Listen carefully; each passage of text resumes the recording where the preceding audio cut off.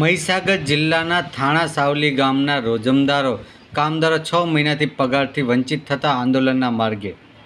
મળતી વિગત મુજબ મહીસાગર જિલ્લાના તાળા સાવલી જૂથ પાણી પુરવઠા યોજનાના કામદારોને છેલ્લા 6 મહિનાથી પગાર મળતો નથી, જેથી રોષે ભરાયા છે. આ કામદારોનું કહેવું છે કે 6 મહિના થવા આવ્યા ત્યાં સુધી અમને પગાર મળેલ નથી. અમારા ઘરનું ગુજરાન ચલાવવું અમારા માટે ખૂબ જ મુશ્કેલ બન્યું છે. રોજમદારોનું કહેવું છે કે અમારા છોકરાની ટ્યુશન ફી, સ્કૂલ ફી તેમજ ભણવા માટેના ચોપડા તેમજ તેમના કપડાં અને તેના સિવાયના અમારા ખેતીના ખર્ચાઓ, બીજા અન્ય ખર્ચાઓ અમારા શેમાંથી કાઢવા. આ બાબતે તેમને ગુજરાત રાજ્યના મુખ્યમંત્રી અને ગાંધીનગર પાણી પુરવઠા કચેરી ખાતે ફરિયાદ કરી છે.